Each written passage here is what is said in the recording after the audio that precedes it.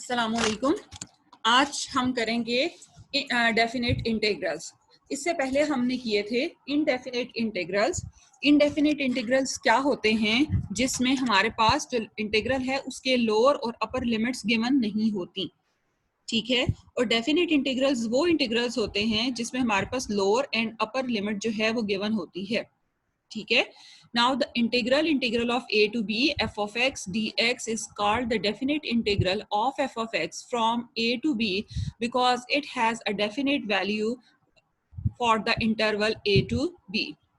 The interval a to b is called the range of the integration, while a and b are called the lower and upper limits respectively. ये जो integral of A to B लिखा गया है, इसमें ए और B जो हैं वो इसके लिमिट्स हैं। ए जो नीचे लिमिट है उसको लोअर लिमिट कहते हैं, बी जो ऊपर लिखा गया है उसको अपर लिमिट कहते हैं, और जो closed interval A to B है इसको रेंज ऑफ इंटीग्रेशन कहते हैं। Fundamental theorem of calculus: if f is continuous function on the closed interval a to b and phi prime of x is equals to f of x, then integral of a to b f of x dx which is equals to phi of b minus phi of a, कि हमने इसमें पहले upper limit put की minus lower limit put कर दी। Properties of definite integral: number 1 is integral of a to b f of x dx which is equals to minus times of integral of b to a f of x dx। इसका मतलब ये है कि अगर कभी हमें किसी question के अंदर लिमिट को चेंज करना पड़े, यानी कि नीचे वाली लिमिट जो है, जो लेफ्ट हैंड साइड पे नीचे नंबर है, वो अगर आपको ऊपर चाहिए हो और ऊपर वाला नंबर अपर लिमिट को लोअर लिमिट बनाना पड़े तो बाहर एक माइनस साइन आएगा। ऐसा काम ज्यादातर हम तब करते हैं जब हमारे पास लोअर लिमिट का मतलब ये होता है कि जो भी नंबर है वो मतलब लोअर लिमिट और अपर लिमिट, लोअर लिमिट हमेशा छोटा नंबर होती है as compare to upper limit. तो अगर किसी क्वेश्चन के अंदर हमारे पास इस तरह से गिवन हो कि लोअर लिमिट बड़ा नंबर हो और अपर लिमिट छोटा नंबर हो, तो उसको हम डायरेक्ट फिर इंटीग्रेट नहीं करते जब तक कि उसके लिमिट चेंज ना कर लें। तो वो जो बड़ा नंबर था हमारे पास नीचे, उसको हम ऊपर शिफ्ट करेंगे और ऊपर वाले को, छोटे नंबर को नीचे लोअर लिमिट बनाएंगे, तो उसके लिए हमें ये माइनस साइन इंट्रोड्यूस करना पड़ेगा। और ये वो बेसिकली ये प्रॉपर्टी होती है जिसके अकॉर्डिंगली हम लिमिट्स को चेंज करते हैं। नंबर 2 है integral of a to b f of x dx which is equals to integral of a to c f of x dx plus integral of ये c टू b है, ठीक है, इसकी mistake है थोड़ी सी, इसको ठीक कर लेंगे, c to b f of x dx where a is less than c is less than b। यानी अगर आपके पास कोई integral a to b f of x dx मौजूद है और उसके अंदर हमने कोई नंबर c इंट्रोड्यूस कराना हो, उस इंटरवल के अंदर से कोई नंबर c लेना हो, तो वो हम इस तरह से लेंगे कि a integral of a to c f of x dx plus integral of c to b f of x dx। Number 3 is the definite integral a to b f of x dx gives the area under the curve y is equals to f of x from x is equals to a to x is equals to b and the x axis, ठीक है। इसके ऊपर पूरी जो third property है, इसके ऊपर हमारी पूरी एक्सरसाइज जो है वो मौजूद है 3.7, वो हम उस वक्त करेंगे। अभी हम देख लेते हैं इन लिमिट्स को अप्लाई कैसे करना है। तो एक्सरसाइज 3.6 के अंदर जो नई बात है वो सिर्फ लिमिट्स को अप्लाई करने की चीज है कि पहले हमने कोई फंक्शन है, ठीक है, एफ ऑफ एक्स, उसको इंटीग्रेट करना है। इंटीग्रल अप्लाई करने का मतलब ये उसको हमने इंटीग्रेट किया, जब वो पूरा सॉल्व हो गया तो फिर हमने उसके ऊपर लिमिट्स को अप्लाई कर दिया। और लिमिट्स किस तरह से अप्लाई होती हैं? पहले अपर लिमिट अप्लाई होती है माइनस साइन, फिर लोअर लिमिट अप्लाई होती है। तो ये सिर्फ लिमिट्स अप्लाई करने का काम नया है इस एक्सरसाइज में। बाकी टेक्निक्स ऑफ इंटीग्रेशन जो हैं वो सारी पुरानी हैं। उसमें चाहे जितना हमने पीछे 3.2 से लेकर 3.5 तक जितनी इंटीग्रेशन पड़ी है वो सब की सब रिपीट हो रही है 3.6 के अंदर। सिर्फ फर्क ये है कि साथ में लिमिट्स को अप्लाई करेंगे, यानी कि इंटीग्रेट करने के बाद हमने क्या करना है, उसके ऊपर लिमिट्स को भी पुट कर देना है। ये एक नया काम होगा। तो क्वेश्चन नंबर 1 है मेरे पास कि integral of 1 to 2 x square plus 1 dx, ठीक है। मेरे पास function x square plus 1 dx है और इसको मैंने पहले इंटीग्रेट करना है। Integral of 1 to 2 x square plus 1 dx, x यानी कि होगा क्या, आप थोड़ा सा ओपन करके लिख सकते हैं कि इंटीग्रल साइन दोनों फंक्शंस के ऊपर क्या होगा, अलग अलग डिस्ट्रीब्यूट हो जाएगा। तो integral of x square dx का आंसर क्या होता है, x cube divided by 3 plus integral of 1 का आंसर क्या होता है, x। अब ये क्वेश्चन क्या हो गया, इंटीग्रेट हो गया, यानी इसमें इंटीग्रेशन हो गई। ठीक है, और अब मैंने इसके ऊपर लिमिट्स अप्लाई करनी है, तो वो हम इसको ब्रैकेट्स की फॉर्म में लिख देंगे या स्ट्रेट लाइन हम लगा के लिख देते हैं 1 2 2। ठीक है, तो फिर ये 1 2 2 अप्लाई हमारे पास किस तरह से होती हैं कि पहले अपर लिमिट अप्लाई होती है, फिर लोअर लिमिट अप्लाई होती है। पहले ये जो पूरे का पूरा आपका फंक्शन है, इसमें आप अपर लिमिट पुट करेंगे। पुट कैसे करेंगे कि x जिधर जिधर x है वहां पर आपने 2 पुट कर देना है और बाकी का एक्सप्रेशन का पैटर्न वैसे ही रखना है। x स्क्वायर बाई 3 था, तो हमने x की जगह 2 पुट किया, तो 2 square, this is basically square 2 square by 3 आ गया, प्लस हमारे पास x पड़ा हुआ है, वहां पर हमने 2 पुट कर दिया, तो 2 स्क्वायर बाय जो है वो हमारे पास 3 आ गया प्लस 2। ठीक है, माइनस अपर लिमिट हमने सारी चीजें पुट कर दी एक्सप्रेशन में, अब minus sign lower limit. Lower limit मेरे पास क्या है 1, तो इस पूरे फंक्शन के अंदर, पूरे एक्सप्रेशन के अंदर जिधर जिधर x है वहां पर हम पुट कर देंगे 1 और फिर उसको एवेल्युएट करेंगे। सो this is 1 cube, 1 basically x square है ना, ये 1 क्यूब होना चाहिए, 1 क्यूब डिवाइडेड बाय 3 और प्लस x की जगह 1 पुट कर दिया। अब हमने इसकी बाकी की, अब जस्ट कैलकुलेशन बच गई, कैलकुलेशन रहेगी। 2 cube is 8, 8 by 3 plus 2, minus sign open कर दिया, -1/3 प्लस माइनस माइनस -1 आ गया। इन सारी टर्म्स का हमने एलसीएम लिया, तो आंसर हमारे पास जो है वो 10/3 आ गया। तो ये हमारे पास था क्वेश्चन नंबर 1। अब है question number 2, integral of -1 to 1 x raise to power 1/3 plus 1 dx। ठीक है, अब अगेन वही चीज कि हमारे पास हमने पहले फंक्शन को इंटीग्रेट करना है। मुझे नजर आ रहा है कि x रेज टू पावर 1/3 है प्लस 1 है, इंटीग्रल साइन दोनों के ऊपर अलग अलग अप्लाई कर देंगे, dx लगा देंगे और इंटीग्रेट करेंगे। इसके ऊपर पहले के ऊपर पावर रूल लग जाएगा, x की power 1/3 plus 1 divided bye 1/3 plus 1 plus 1 का इंटीग्रल x। ठीक है, लिमिट्स कैसे अप्लाई हुई, -1 to 1। अब ये -1 to 1 हमने अप्लाई करना है। पहले हमारे पास अपर लिमिट क्या है 1, so x raise to power 1/3 plus 1 क्या होता है x raise to power 4/3, x raise to power 4/3 divided by 4/3 plus x, और फिर रेंज क्या है इसकी -1 to 1। 1 को पुट किया, 1 को पुट पूरे एक्सप्रेशन के अंदर, ये जो ब्रैकेट के अंदर पूरा एक्सप्रेशन लिखा गया है, इस पूरे के अंदर हमने x की जगह 1 पुट करना है। 1 पुट किया तो मेरे पास क्या आ गया, ये 4/3 जो है इसको हमने ऊपर भेज दिया, दिस इज 3/4 इंटू x की जगह 1 पुट किया, 1 raise to power 4/3 plus x की जगह 1 पुट किया। अपर लिमिट पुट हो गई minus lower limit. Lower limit क्या है 3/4, लोअर लिमिट है क्या -1, so this is 3/4 -1 raise to power 4/3 और प्लस x की जगह पुट कर दिया -1। ठीक है, अब इसको हमने सॉल्व करना है।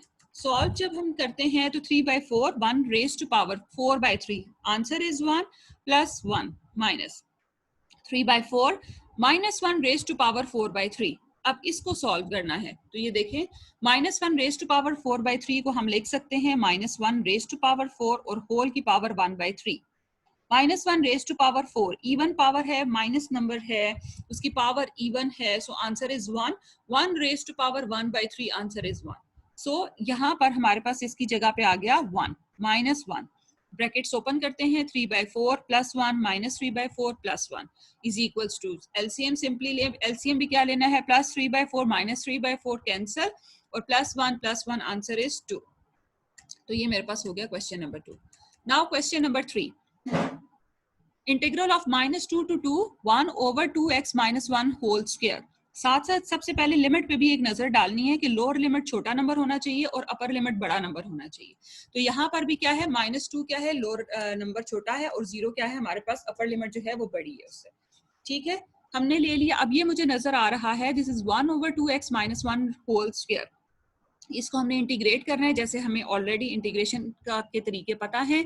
इस चूंकि पावर 2 है, ऊपर ले गए 2x - 1 raise to power -2 dx।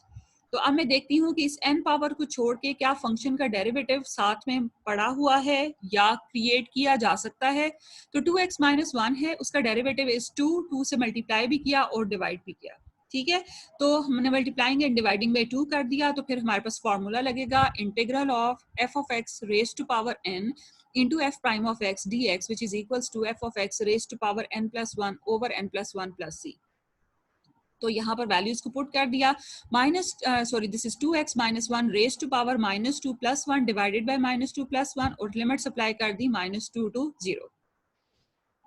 1/2 into 2x -1 raise to power -1 over -1 0 to 2, ये -1/2 बाहर आ गया, माइनस साइन बाहर आ गया और इसको हमने नीचे शिफ्ट कर दिया यानी डिनोमिनेटर में शिफ्ट कर दिया, तो ये मेरे पास हो गया 1/2x -1 और रेंज क्या है इसकी -2 to 0।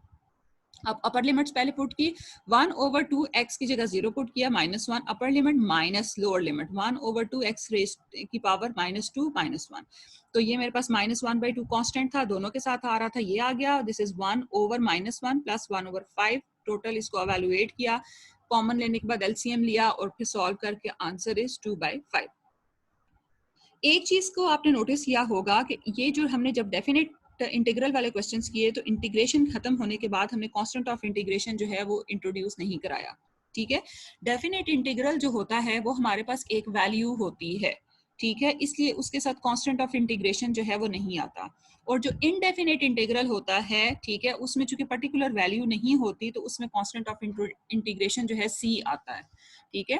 तो जब भी आपने इनडेफिनेट इंटीग्रल सॉल्व करने हैं तो कांस्टेंट ऑफ इंटीग्रेशन सी आएगा, जब आपने डेफिनेट इंटीग्रल सॉल्व करने हैं तो फिर आपके पास जो है वो सी नहीं आएगा, वो हमने नहीं पुट करना होता। और ये हमारे पास क्या होती है, एक वैल्यू होती है और वो एक फंक्शन होता है। अब हम आ जाते हैं आगे, है question number 7, integral of 1 to 2 x over x square by plus 2 dx। मैंने सबसे पहली चीज, हमारे पास अभी भी फोकस वही है कि हमने ये चीज देखना है कि इंटीग्रेट होगा कैसे, इंटीग्रल हो जाए अप्लाई तो लिमिट्स अप्लाई करना मसला नहीं है। X square by 2 raise to power, total function की पावर क्या है 1 और इसका डेरिवेटिव क्या होगा 2x होगा।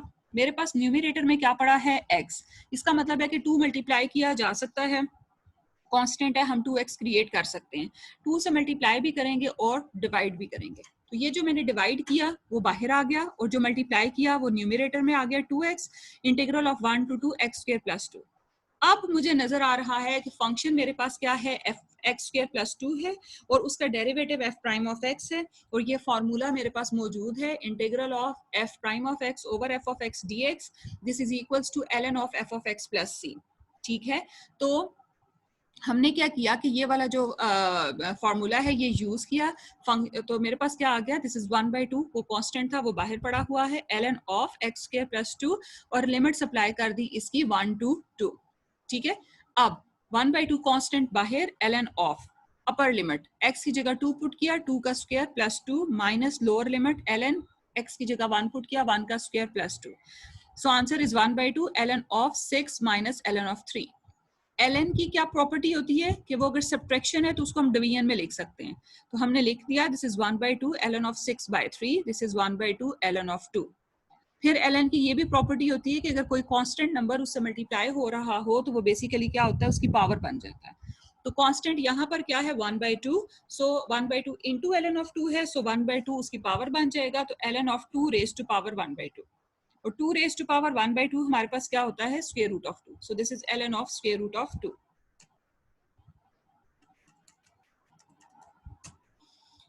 क्वेश्चन नंबर 8 है integral of -2 to 3 into x minus 1 over x whole square dx।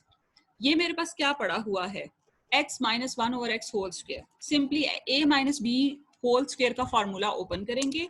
तो मैंने किया फॉर्मूला जब ओपन, तो ये आ गया x square plus 1 over x square minus 2 dx। इसका मतलब क्या है कि इसको हमने लिख लिया x square plus x raise to power minus two dx, यानी ये जो 1 ओवर एक्स स्क्वायर था इसको ऊपर ले गए, इसकी पावर तो माइनस हो गई, तो एक्स रेज टू पावर -2 बन गया। अब इसका मतलब क्या है यहाँ पर कि हमने क्या करना है कि इंटीग्रल साइन को हर एक फंक्शन के ऊपर अलग अलग अप्लाई कर देना है। तो integral of 2 to 3 x square dx हो जाएगा, plus integral of 2 to 3 x raise to power -2 dx हो जाएगा, -2 integral of 2 to 3 1 into dx हो जाएगा। इनका इंटीग्रल लिया तो पहले का क्या आ गया, x cube by 3 plus x raise to power -1 over -1, power rule लगा, -2 कांस्टेंट और 1 का इंटीग्रल इज एक्स और लिमिट्स अप्लाई हो गई 2 to 3। इसको थोड़ा सा रीअरेंज किया, x cube by 3 -1 over x minus 2x, limits हैं हमारे पास 2 to 3। अपर लिमिट पुट करनी है पूरे एक्सप्रेशन के अंदर, पहले अपर लिमिट पुट करें माइनस फिर लोअर लिमिट पुट करें। तो upper limit is 3 cube over 3 -1 over 3 -2 into 3 minus sign lower limit is 2 को पुट किया हर जगह जिधर जिधर x है, 2 का cube divided by 3 minus 1 by 2 minus 2 into 2। ठीक है, अब इस सारे को सॉल्व किया और आंसर हमारे पास आ गया 9/2। क्वेश्चन नंबर है 10, -1 to 1 वो है क्या, फंक्शन क्या है, x plus 1/2 into integral square root of x square plus x plus 1 dx। और लिमिट्स क्या है, -1 to 1। -1 लोअर लिमिट है, 1 अपर लिमिट है, -1 छोटा है 1 से। तो ये मेरे पास आ गया। ये जो मेरे पास स्क्वायर रूट के अंदर टर्म है X square plus x plus 1, इसके स्क्वायर रूट को खत्म करके हमने लिख लिया रेज टू पावर 1/2। ठीक है, अब मेरे पास अगर मैं देखूं x square plus x plus 1 का डेरिवेटिव क्या होता है, इसका डेरिवेटिव होता है हमारे पास 2x प्लस 1। ठीक है, और साथ में मेरे पास 2x प्लस 1 इसका डेरिवेटिव है। अब मेरे पास यहाँ पर ऑलरेडी क्या पड़ा हुआ है, x प्लस 1/2। तो हमने क्या किया कि इसका एलसीएम ले लिया, एलसीएम लिया तो 2 एलसीएम आ गया और ऊपर बचा मेरे पास 2x plus 1 into D x. ठीक है, अब वो जो फंक्शन था उसका क्या था, x square plus x plus 1 का डेरिवेटिव क्या था, 2x प्लस 1। तो वो डेरिवेटिव एक किस्म का उसके साथ मल्टीप्लाई हो रहा है।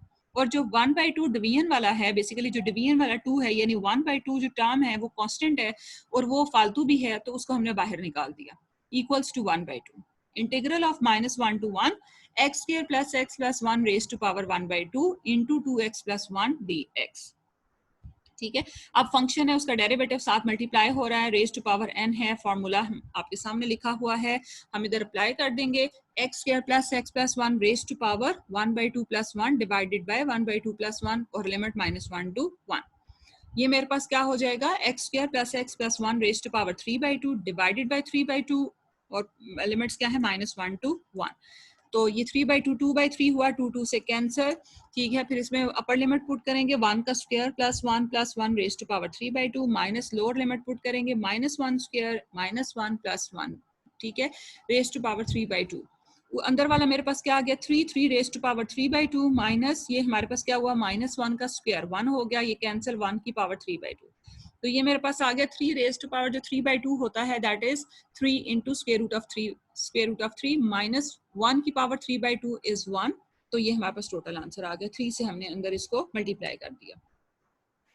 नाउ क्वेश्चन नंबर है 10, इंटीग्रल ऑफ 0 to 3 है 1/x स्क्वायर प्लस 9 dx है। 0 to 3 लिमिट्स हैं, लोअर लिमिट 0 है, अपर लिमिट 3 है। ठीक है, अच्छा जी, 1/x स्क्वायर प्लस 9 है, 9 किसका स्क्वायर होता है, एक मतलब 3 का, 3 स्क्वायर प्लस एक्स स्क्वायर हमने कर लिया।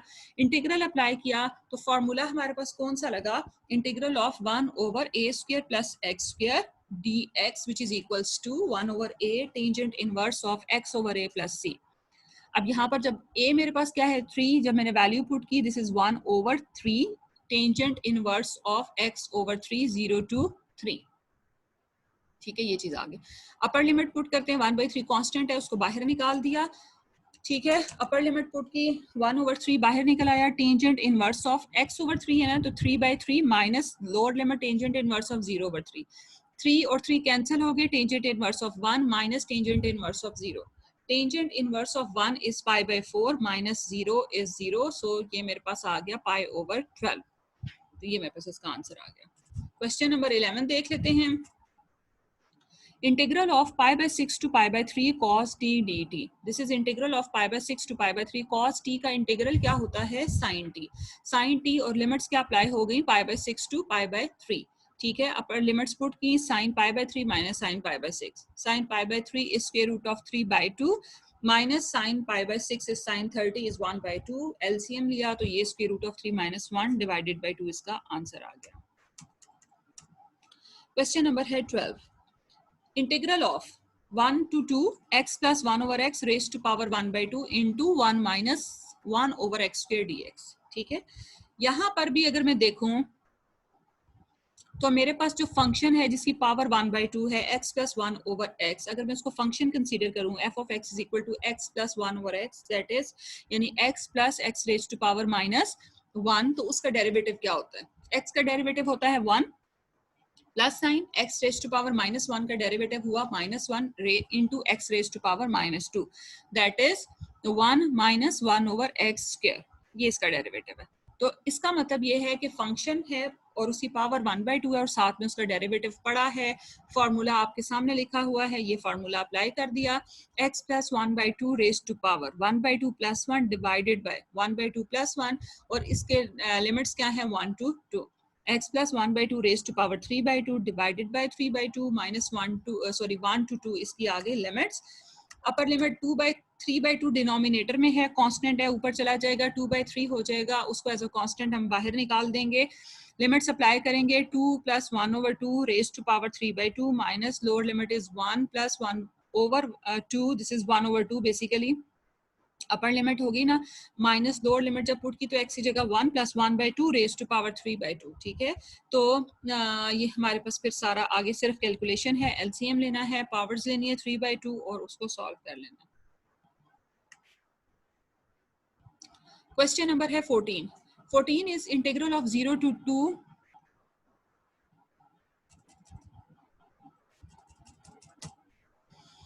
0 to 2 है e raise to power x/2 minus e raise to power minus x/2 dx। तो मेरे पास आ गया, दिस इज 0 to 2 इंटीग्रल है e raise to power x/2 minus e raise to power minus x/2। Integral of e raise to power x क्या होता है, e raise to power x होता है।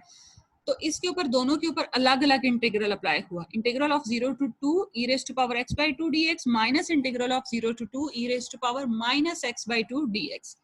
पहले वाले को इंटीग्रेट किया तो e raise to power x/2 divided by x/2 का डेरिवेटिव, दिस इज 1/2, तो वो डिवीजन में आ गया, डिनोमिनेटर में आ गया 1/2 minus e raise to power minus x/2 divided by minus 1/2। Limits apply हो गई 0 to 2। यहाँ पर अब क्या हुआ, ये जो 1/2 था ये 2/1 बना दिया, इसने माइनस माइनस से प्लस कर दिया, 1/2 ने 2/1 बना दिया, तो मेरे पास ये एक्सप्रेशन आ गया 2 into e raise to power x/2 plus 2 into e raise to power minus x/2 और लिमिट्स अप्लाई हो गई 0 to 2, ठीक है।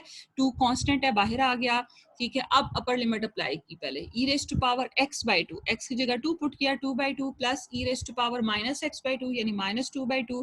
अपर लिमिट हो गई minus lower limit e raise to power 0/2 plus e raise to power minus 0/2। E raise to power 1 आ गया plus e raise to power minus 1 आ गया minus e raise to power 0 minus e raise to power 0। ये आ गया मेरे पास e आ गया plus e raise to power minus 1 is 1/e आ गया minus e raise to power 0, answer is 1। किसी भी नंबर की पावर 0 हो तो वो आंसर 1 होता है, माइनस 1 आ गया, ठीक है। ये मेरे पास इसका हम लोगों ने this is e plus 1/e minus 2 लिया, ठीक है, एलसीएम लिया, तो ये मेरे पास एक्सप्रेशन बन गया 2/e into e minus 1 whole square.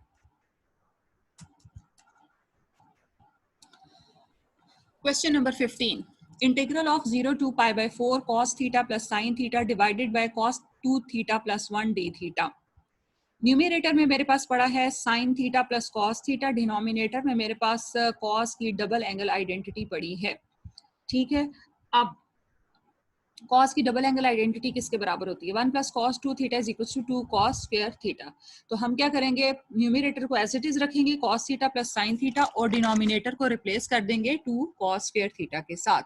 तो इसका मतलब ये है कि 2 cos स्क्वायर थीटा, यहाँ पर उसने डायरेक्ट लिखा नहीं है, एक स्टेप मिसिंग है। उसने क्या किया, 2 cos स्क्वायर थीटा जो है फिर उसको इंडिविजुअल टर्म्स के साथ हम उसको क्या करेंगे, डिवाइड करेंगे। तो cos theta is divided by, और चूंकि जो 2 था 1/2 यानी कि जो डिनोमिनेटर में 2 आ रहा है वो कांस्टेंट है, उसको बाहर निकाल दिया तो वो 1/2 कर दिया। Integral of 0 to pi by 4 cos theta divided bye cos square theta plus sin theta divided bye cos square theta d theta, ठीक है। अब एक cos थीटा से कट गया, पीछे सिर्फ एक cos थीटा रह गया यानी 1/cos थीटा, वो मेरे पास क्या हो गया secant theta plus sin theta over cos theta tangent theta into 1/cos theta secant theta d theta आ गया, ठीक है। अब हमारे पास क्या है कि हमें पता है कि इंटीग्रल ऑफ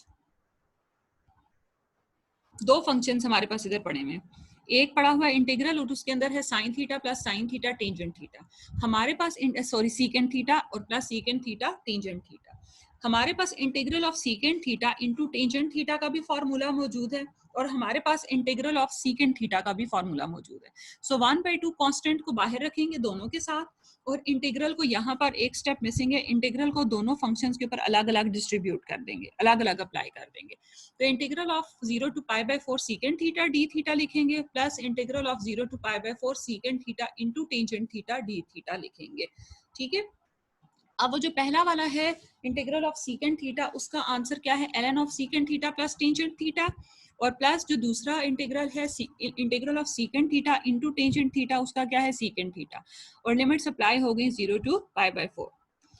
अब 1/2 कांस्टेंट बाहर ही रहा, ln of secant π/4 plus tangent π/4 plus secant π/4, upper limit put कर दी minus lower limit ln of secant 0 plus tangent 0 minus secant 0।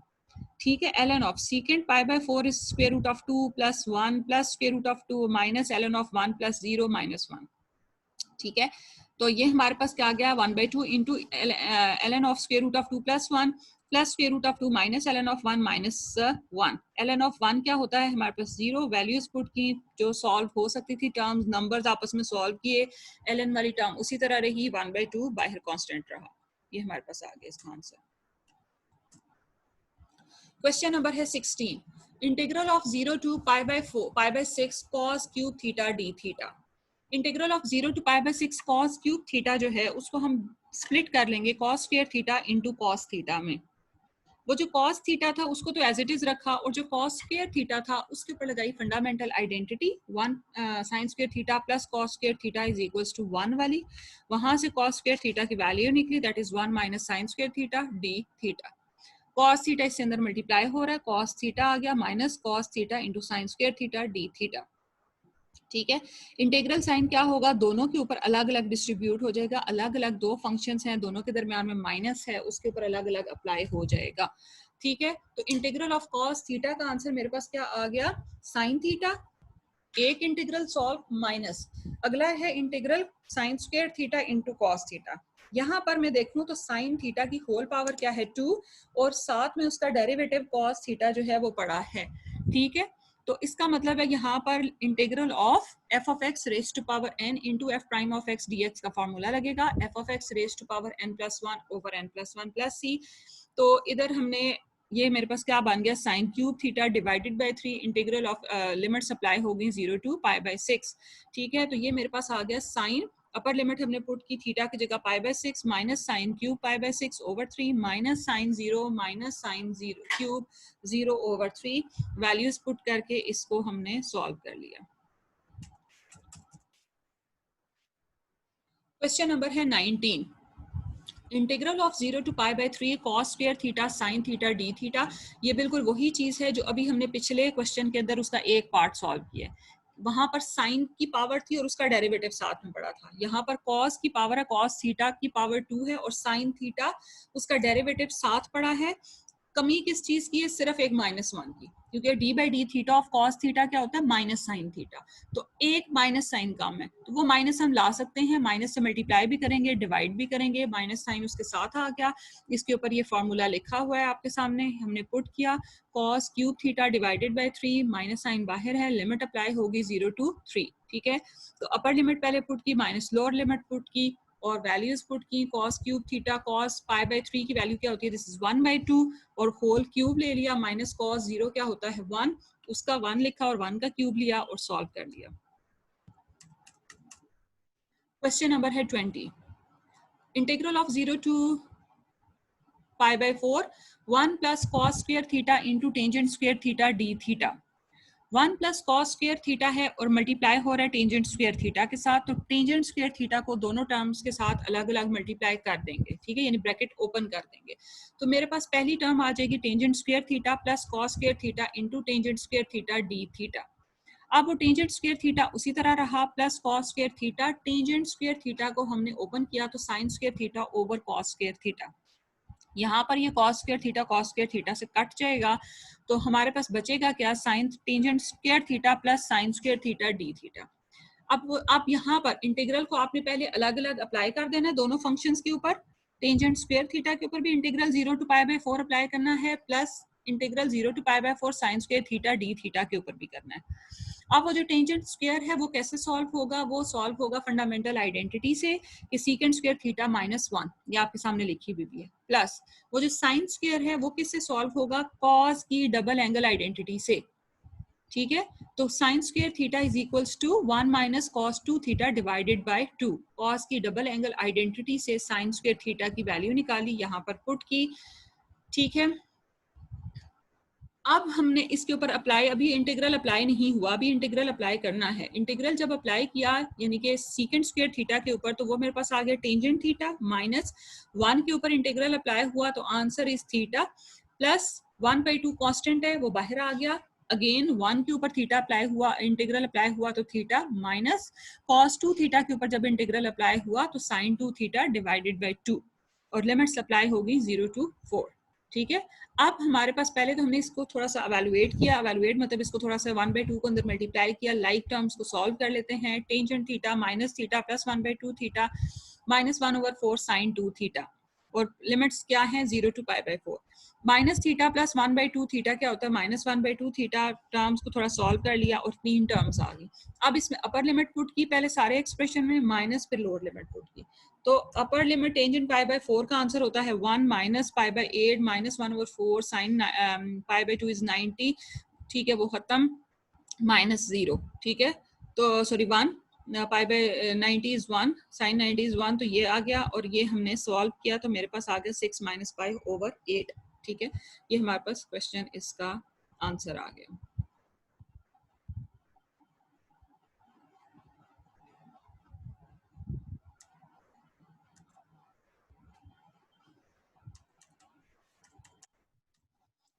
Next है क्वेश्चन नंबर 21, 0 to π/4 है, secant theta divided by sine theta plus cos theta है, ठीक है। Secant theta divided by sine theta plus cos theta है, यहाँ से हमने क्या किया, कॉस थीटा डिनोमिनेटर से कॉमन निकाल लिया। जब कॉमन निकाला तो वो टर्म्स डिनोमिनेटर की क्या बन गई, sine theta over cos theta +1। अब ये वाला cos थीटा चूंकि ये वाला चूंकि इधर क्या पड़ा हुआ है, डिनोमिनेटर के रिस्पेक्ट से cos थीटा बाय 1 है, जब न्यूमिनेटर में जाएगा तो 1 ओवर cos थीटा हो जाएगा, तो वो हमने 1 ओवर cos थीटा न्यूमिनेटर में भेज दिया, दैट इज सीकेंट थीटा। तो न्यूमिनेटर में जाकर ये सीकेंट थीटा हो गया, और नीचे क्या बचा, sine theta over cos theta +1 यानी कि टेंजेंट थीटा +1, ठीक है। अब न्यूमिनेटर में मेरे पास क्या पड़ा हुआ है, सीकेंट स्क्वायर थीटा, और डिनोमिनेटर में क्या पड़ा हुआ है, 1 प्लस टेंजेंट थीटा। तो ये 1 प्लस टेंजेंट थीटा का जो डेरिवेटिव है वो क्या होता है, 1 का डेरिवेटिव 0 और टेंजेंट थीटा का डेरिवेटिव सीकेंट स्क्वायर थीटा, तो वो मेरे पास आ गए, यानी कि ये वाला फार्मूला इधर यूज होगा, integral of f prime of x over f of x dx which is equals to ln of f of x plus c। तो ln of f of x क्या है, यहाँ पर 1 प्लस टेंजेंट थीटा, लिमिट्स हमने लगा दी 0 to π/4। अगले step में upper limit पहले पुट की, ln 1 plus tangent π/4 minus ln 1 plus tangent 0, π/4 tangent क्या होता है 1, तो ln ऑफ 1 प्लस 1 यानी ln of 2 minus ln of 1 plus tangent 0 is 0, ln of 1 का आंसर 0, तो total answer is ln of 2। Question number है 22। 22 इज -1 to 5 एंड फंक्शन क्या है, मॉड ऑफ x - 3 dx, ठीक है। अब मॉड वाला फंक्शन है मॉड ऑफ x - 3x, तो सबसे पहले तो हम इसके ऊपर मॉड की डेफिनेशन को अप्लाई कर देंगे। मॉड ऑफ x - 3 क्या है, प्लस होगा प्लस होगा x - 3 when x is greater or equals to 3, और माइनस टाइम्स होगा x - 3 when x is less than 3, ठीक है। ये हमने सीधी सीधी तो मॉड की डेफिनेशन अप्लाई कर दी।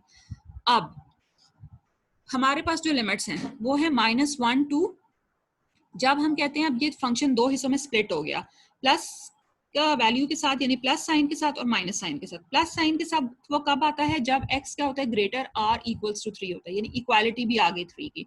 तो -1 to 3 के लिए, ठीक है, -1 है, और फिर हमारे पास नेगेटिव कब होता है, when x is less than 3। तो हम क्या करते हैं, इस इंटरवल को -1 to 5 को दो पार्ट्स में डिवाइड कर लेते हैं। एक वो जिसमें ये -1 to 3 जा रहा है, ठीक है, और x लेस देन 3 है, और एक वो जिसमें वो इक्वल्स टू 3 से लेके 5 तक का इंटरवल है रियल लाइन का, ठीक है। तो हमने क्या किया कि -1 to 3 वो वाला 3 जिसमें x लेस देन 3 है, ठीक है, यानी कि x उसका डोमेन का पार्ट नहीं है, तो हमने ले लिया वो function -1 to 3 mod of x - 3 dx apply किया, प्लस दूसरा जहां पर x greater r equals to 3 यानी कि 3 to 5 के लिए हमने मॉड ऑफ x - 3 लिखा। -1 to 3 के लिए जब लिखा तो वो माइनस साइन के साथ आया, x माइनस 3 dx, प्लस जब 3 to 5 के लिए लिखा तो वो प्लस साइन के साथ आया। ठीक है, ये वो वाला क्वेश्चन है जिसके ऊपर आपकी वो प्रॉपर्टी यूज हुई है कि integral of a to b f of x dx जो है उसमें हम किसी तीसरे नंबर c को इन्वॉल्व कर सकते हैं। तो वो हमारे पास फिर क्या बन जाता है, integral of a to c f of x dx plus c to b f of x dx। तो यहाँ पर वो जो तीसरा नंबर c है वो क्या है, 3 है। ठीक है, बाकी हमने इसको इसी तरह से इंटीग्रेट किया है, रूटीन इंटीग्रेशन है। क्वेश्चन नंबर है हमारे पास 26 पे क्या है, 0 to π/4 sin x -1 over cos square x। ठीक है, cos square x है, इसको हम क्या करते हैं, न्यूमरेटर की ईच टर्म को cos square x के साथ डिवाइड कर देते हैं। तो sin x over cos square x -1 over cos square x कर दिया। तो ये पहले वाले ने क्या बना दिया, secant x into tangent x -1 over cos square x, that is secant square x। ठीक है, तो अब मेरे पास क्या हुआ कि दोनों के ऊपर अलग अलग इंटीग्रल अप्लाई कर दिया। यहाँ से वो क्वेश्चन है जो ऑलरेडी हम डिस्कस कर चुके हैं, जब इंटीग्रल अलग अलग अप्लाई करेंगे तो integral of सीकेंड x tangent x का फॉर्मूला मौजूद है, that is सीकेंड x minus integral of secant square x का फॉर्मूला मौजूद है। यानी कि इस स्टेप के बाद हमने क्या करना है, इंडिविजुअली इंटीग्रल को 0 to π/4 को अप्लाई किया, इंटीग्रेट किया, answer is सीकेंड x minus tangent x, limits लगा दी 0 to π/4। अब हमने अपर लिमिट और लोअर लिमिट पुट करनी है। Question number 27, integral of 0 to π/4 1 over 1 plus sin x dx। 1 over 1 plus sin x है, इसको हम रैशनलाइज करते हैं। अगेन कि इस तरह के क्वेश्चंस के मेथड्स जो हैं वो आपको एक से ज्यादा मिलेंगे। ठीक है, तो जो भी मेथड अप्लाई करें वो हो जिसकी आपकी फुल अंडरस्टैंडिंग होनी चाहिए। 1 over 1 plus sin x है, उसको रैशनलाइज किया, 1 minus sin x से मल्टीप्लाई भी किया, डिवाइड भी किया, 1 minus sin x आ गया, डिवाइडेड बाय 1, नीचे क्या पड़ा हुआ है, a plus b into a minus b, यानी a square minus b square। so this is a square minus b square। नीचे मेरे पास आ गया 1 minus sin x over cos square x। ठीक है, अब ये बिल्कुल वही क्वेश्चन बन गया 26 कि हमने क्या किया, cos square x को दोनों टर्म्स 1 minus sin x के साथ इंडिविजुअली डिवाइड किया, तो secant square x आ गया minus secant x into tangent x। ये बिल्कुल अब क्या बन गया है, क्वेश्चन नंबर 26 जो ऑलरेडी हम डिस्कस कर चुके हैं। Question number 30, 0 to π/4 sin x divided by 1 plus cos x into 2 plus cos x।